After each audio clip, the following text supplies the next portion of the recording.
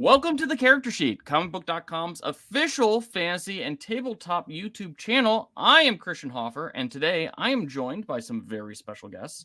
I am joined by Adam Bradford, who you've probably have seen on the internet many times. He is one of the lead designers and people of I don't even know what your official title is, but he helps make Demiplane run smoothly.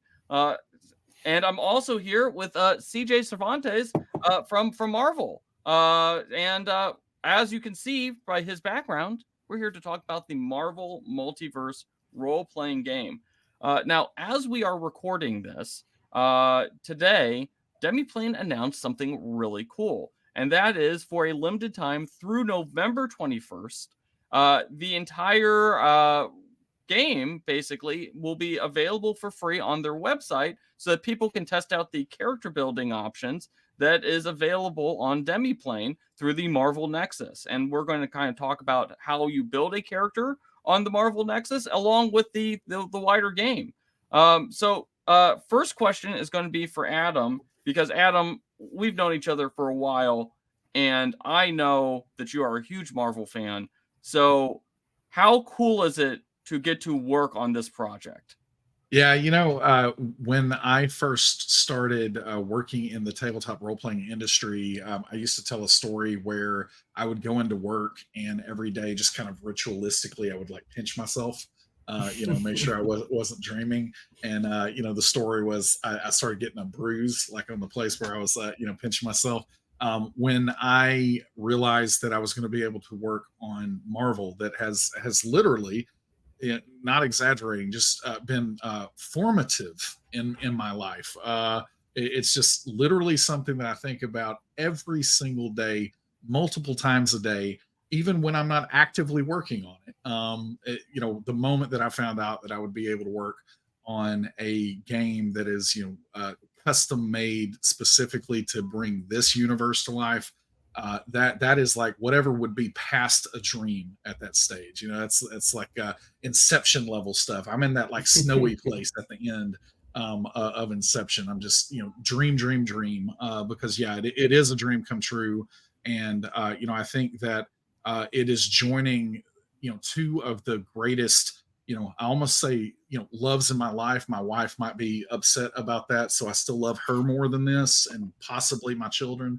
But I definitely love tabletop role playing, and I love everything about Marvel, and have for as long as I can remember, really in my life. And so those two things combining truly is just a landmark moment for me, and it has been just such a joy that brings a smile to the face every time I think about it. So CJ, Marvel has a long history at the tabletop.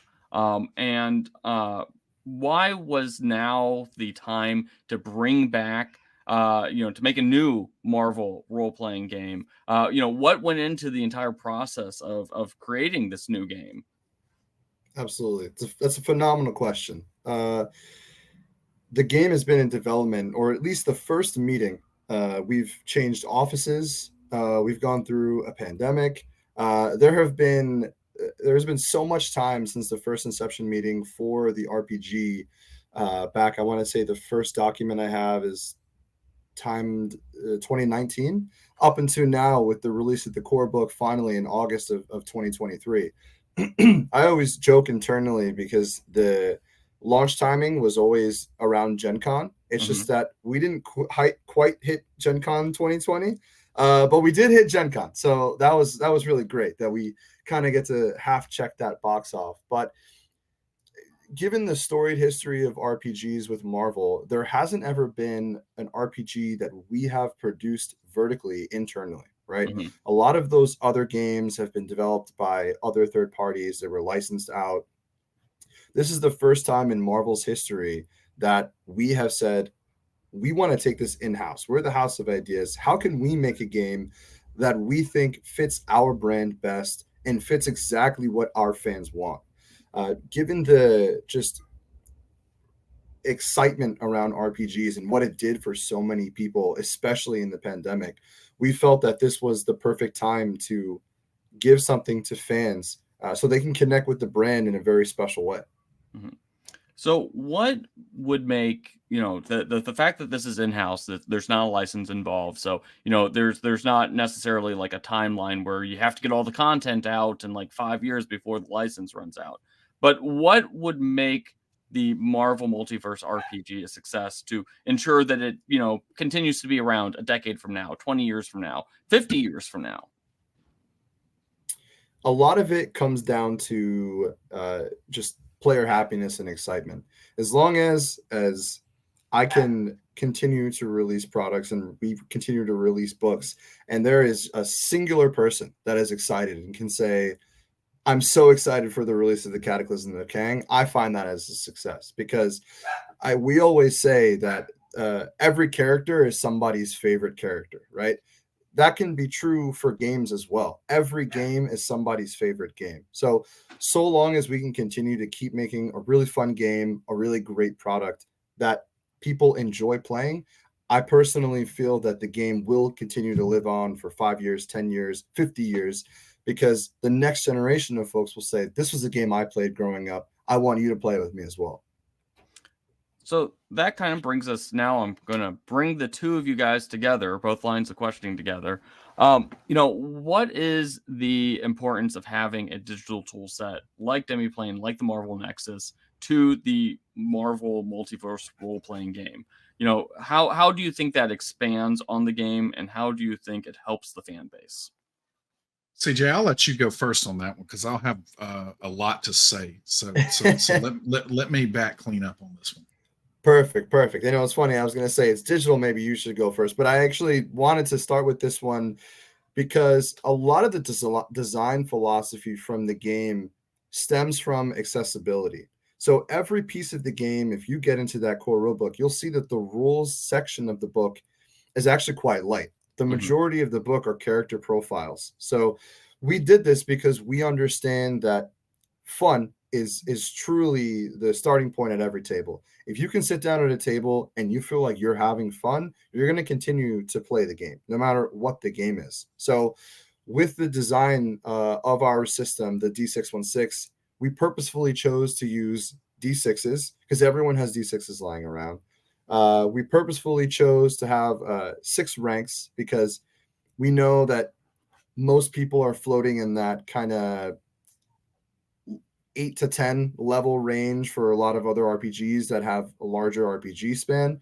And we really didn't want to bog people down with a ton of rules. We want to say, here are 3 dice, hop into our system, and go play Abomination if that's your favorite character. So having digital tools that can mimic exactly how easy, accessible, and fun it is to jump into our game is such a critical piece, not only for our game, but also for accessibility and for people coming onto our system. Listen, if anybody's favorite character out there is Abomination, I really want to hear about that. Like, I want to hear that you are such an Abomination fan that they're your favorite character. So please comment, like, subscribe, whatever, because I want to talk to you. I just want to talk. So Adam, with the digital tool set, what were some of the challenges with building a digital tool set for Marvel Multiverse compared to Pathfinder or Vampire or some of the other games that you've built in? Yeah, I think that I've been doing this a long time now. Time just keeps marching on, and I look back and I'm like, when I started with this D&D thing many years ago at this point. I've had the privilege to work on a lot of different kinds of games. They all have their different challenges to bringing them into a digital format, and I think that one of the things that Christian, we were kind of talking before we started here about before this game even came out, you pinged me and were like, hey, this game would really benefit from a digital tool set.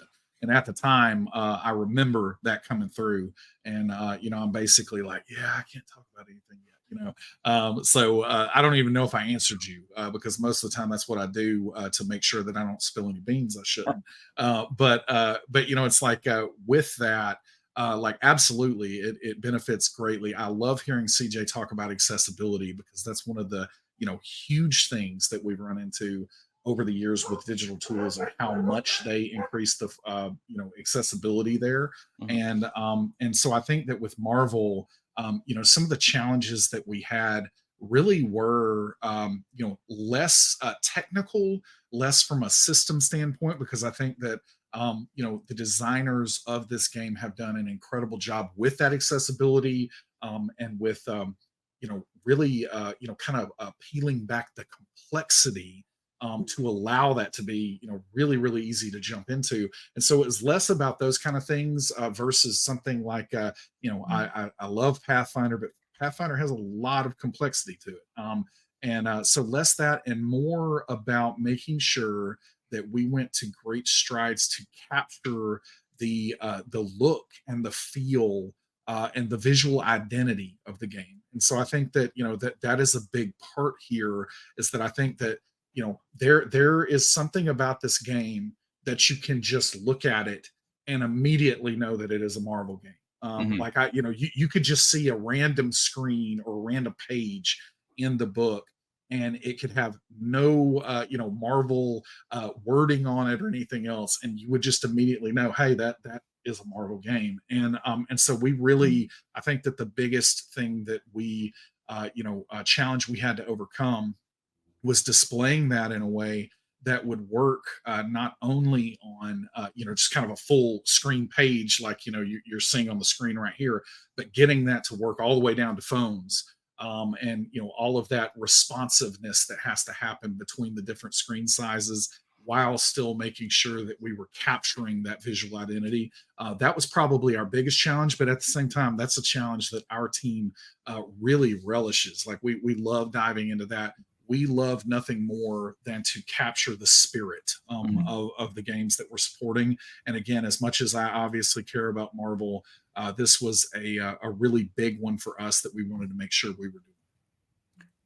And if you don't mind me, just real quick, two things that Adam touched on, I wanted to just give some shout outs. So obviously, from design perspective, Matt Forbeck, right, our lead designer on the RPG, he Mhm. really embodied that accessibility and making a game system that could be fun for all types of folks.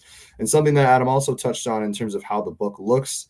We wouldn't be here without Simeon Cogswell, the graphic designer of the actual book, who did just a tremendous, tremendous job making the book feel Marvel. My girlfriend loves making fun of me because that's my favorite quote. Does it feel Marvel? It's not Marvel enough, but I can say without a shred of doubt, the second I saw the first page, I said this feels Marvel. So huge shout out to them, and also Stephen Fiore, who does a lot of our graphical assets online, because the visual is such a huge piece of it. So I wanted to make sure I shouted those folks out.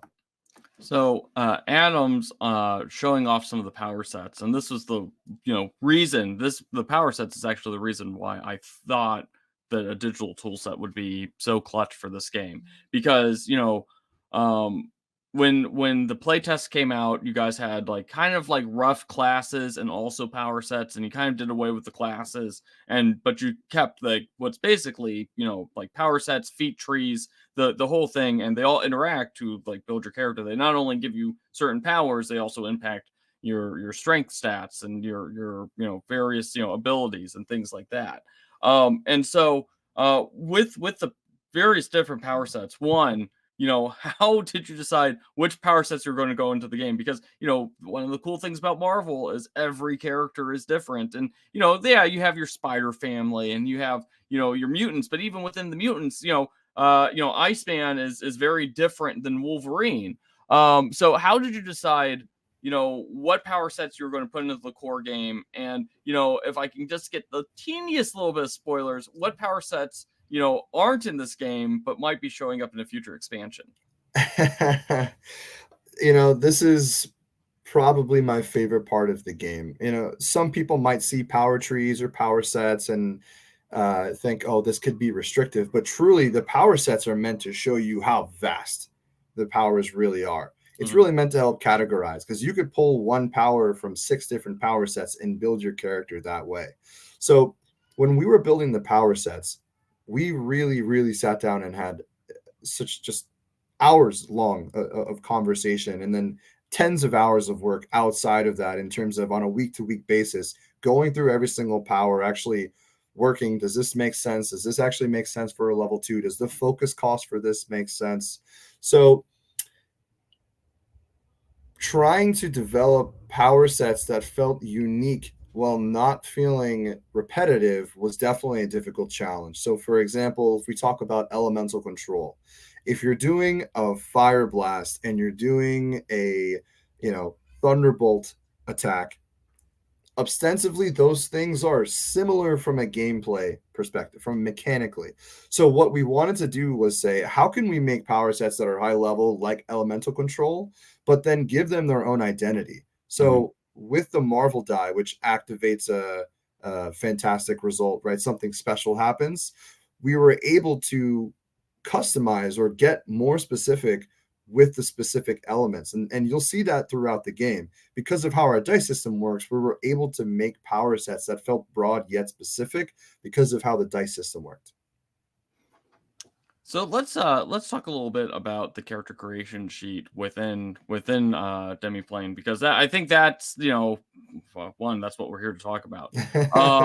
So what all can you do with the Marvel Nexus, Adam? Because one of the other big things about this game is you can either play as an existing character or you can make your own. So, and not only can you make your own, you can make your own variant of an existing Marvel character if you so choose. So what all can you do here?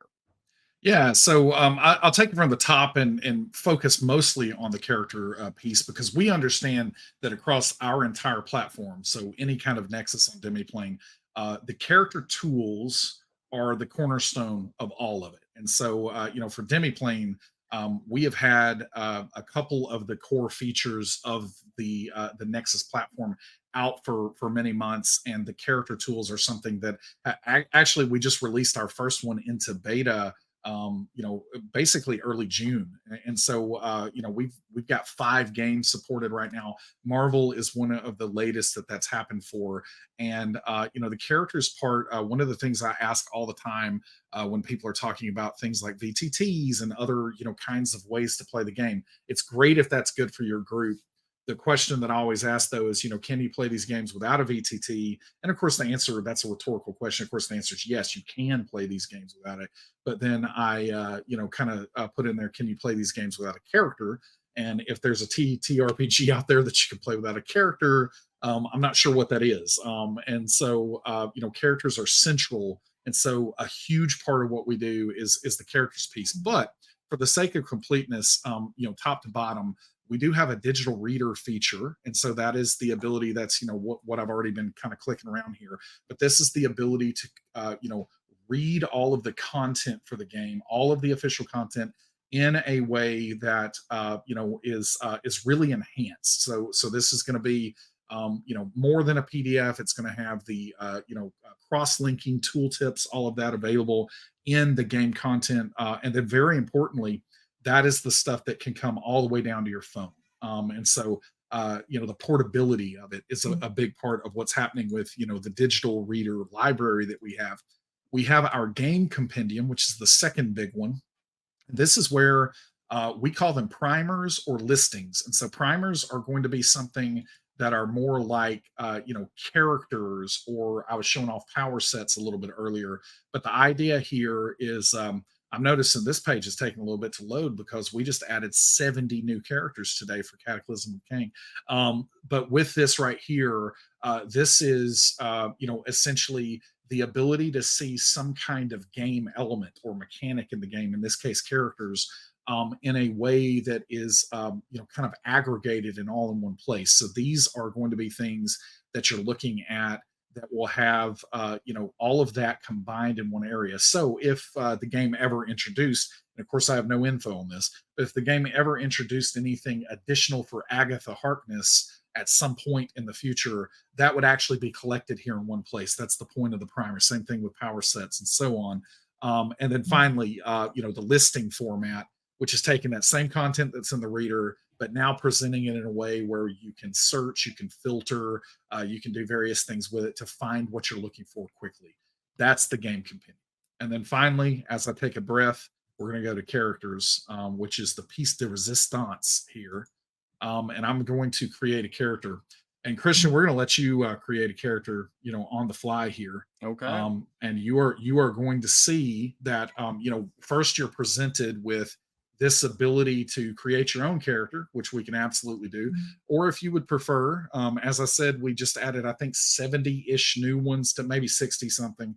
But at this point in time, I think we have over 200 characters that you can actually use from the core rulebook and the Cataclysm of Kang that you can do here. One of my favorite ones. This gets me in trouble by saying this, but I like choosing Daredevil and ranking him up to rank 3 instead of rank 2. But we can pick anybody that you want to. Okay. Let's go. I'm gonna go with my favorite character. Let's go Cyclops. Cyclops is your favorite character. I want to talk to you about that too. Yeah. Not that Cyclops is a bad choice. I'm just saying it's interesting. Yeah, no, Cyclops has always been my favorite character. So, so we can go in and we can actually, so right now Cyclops is rank 4, but if I wanted to play as like, uh young Cyclops, time traveled from the present day, we could actually decrease his rank to like rank 2 and make him younger and less experienced if we want to. That is correct. We can make him a protector instead of a legend. Okay. And we would, this would automatically kind of throw some things back down to what Cyclops might have been in those original 60s days, back then. But yeah, and so you can come through here at this point in time and make any adjustments that you want to. So again, going down is actually a pretty streamlined process because it's just going to take choices that would have happened later and remove those automatically for you. But yeah, we can have our kind of depowered or less experienced version of Cyclops if we wanted to do that. Or we can have Rune King Cyclops. Or yeah, I was about to say, go and make him one of the Phoenix 5. Yeah, absolutely. Yeah.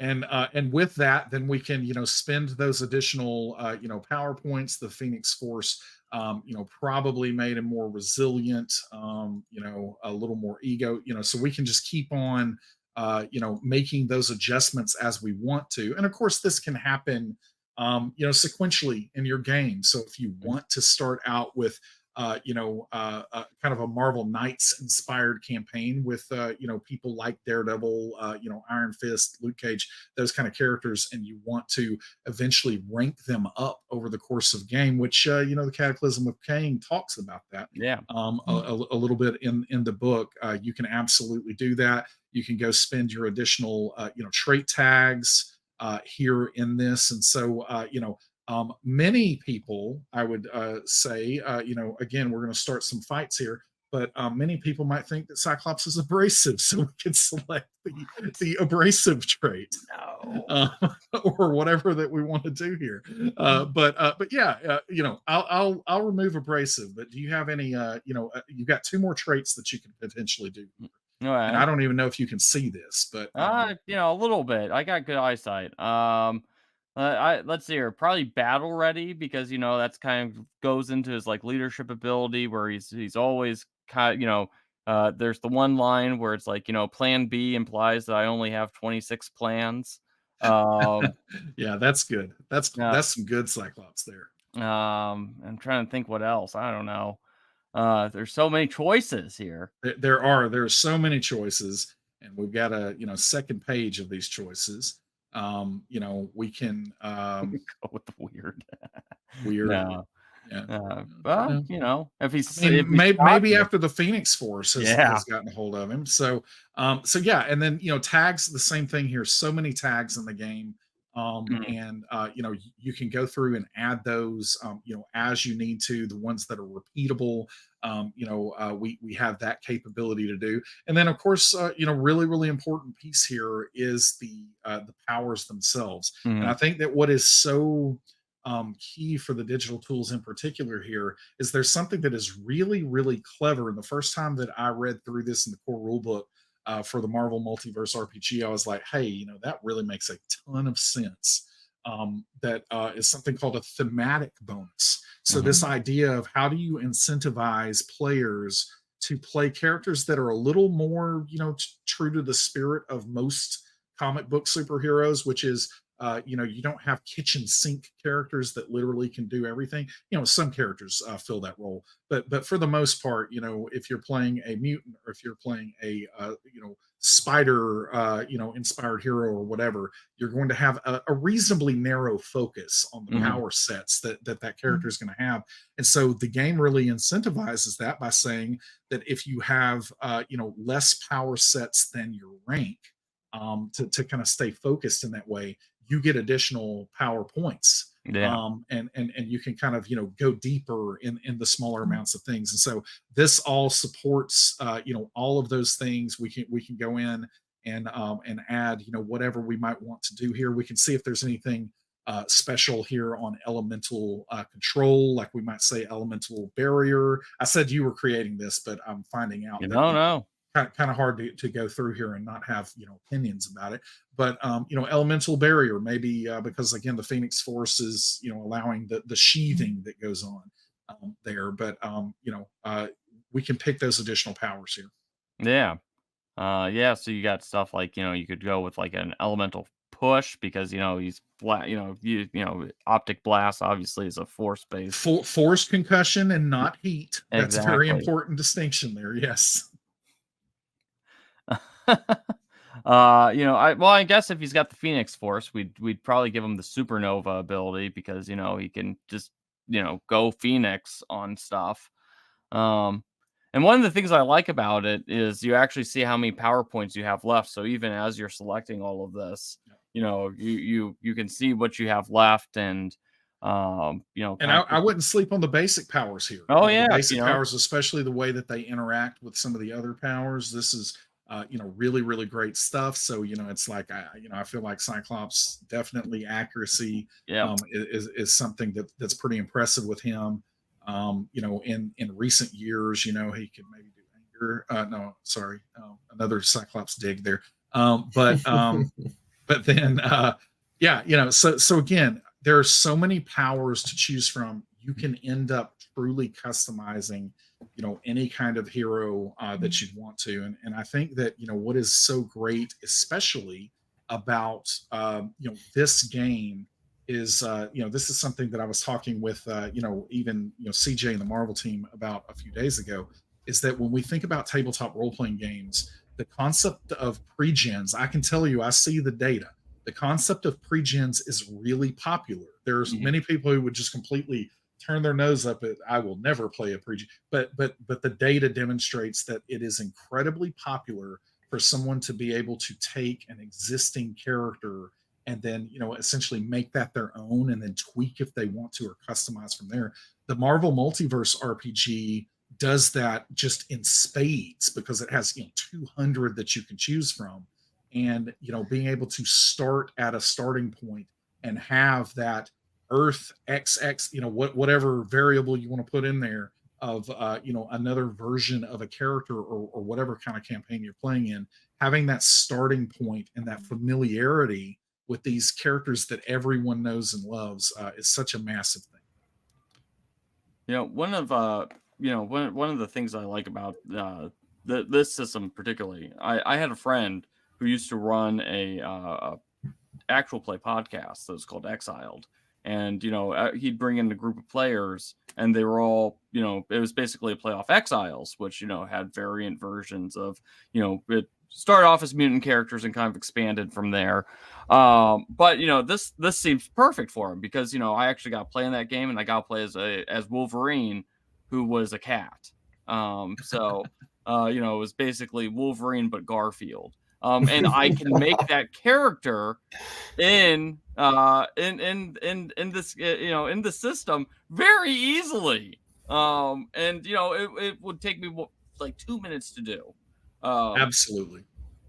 Yeah, and that's the thing that we focus on with the character building experiment for all of the games. But again, Marvel is such a wonderful system to be able to do this in, because the idea is we don't want to ever try to automate or work around, or especially not go through the creative process for coming up with character. So, what we talk about internally all the time in our team is we talk about we want to mitigate the negative impact of rules at the table, virtually or in person.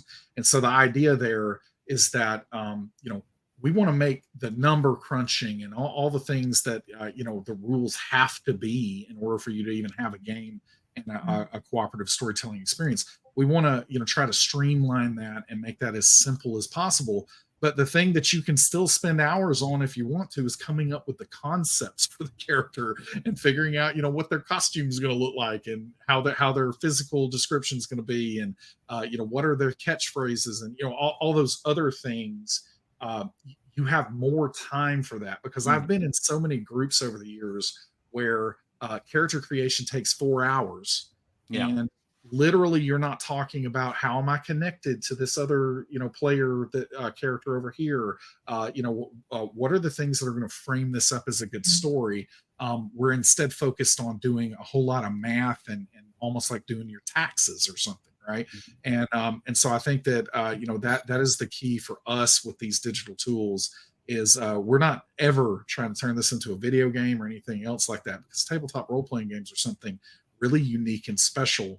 We just want to be able to kind of wipe away some of that clutter to where the things that really matter shine through, and especially things like being able to come up with those concepts and to be unfettered by some of the other stuff that sometimes used to consume a lot of time. Well, that seems like a perfect place to end this. So any final words for the audience before I let you guys go? CJ, I think you had some. Let's do it.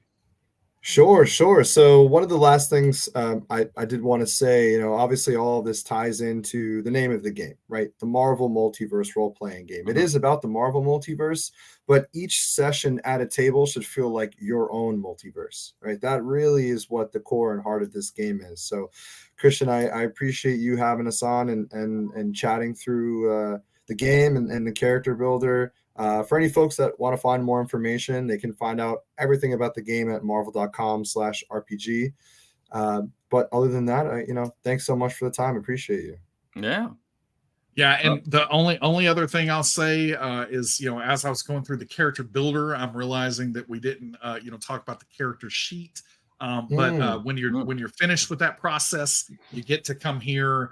We are using the uncanny theme for Cyclops by default, but you really can come in here and customize. We'll just throw Vengeance on for just a little while to give it a little bit more of a Phoenix flair there. But yeah, so so many different options for your different characters. One of my favorites is we call it 65 for Gwen there, but yeah, lots and lots of customization options here, and the ability to track everything during play. So building the characters, step one, then you get to play it with this sheet. And otherwise, very excited for this game. Very excited for what we've been able to put out there into the wild. We're seeing wonderful response to that. We're getting feedback. All of this is great, and it's going to continue to help us provide the best support that we possibly can for the Marvel Multiverse RPG. Okay. Well, check out the Marvel Nexus over on Demiplane. The entire tool set is free through November 21st, so be sure to check it out in the next few days if you can. And obviously, even after it's no longer available for free, it'll still be available. So check that out. And I believe that the primer is going to be available on Marvel Nexus. The Enter Hydra, the introductory adventure, that's available all the time, so people can check that out, right? Yeah, that's correct. Okay. Well, that's all for us today. Be sure to like and subscribe and comment and do all the things that make the YouTube algorithm happy. And until next time.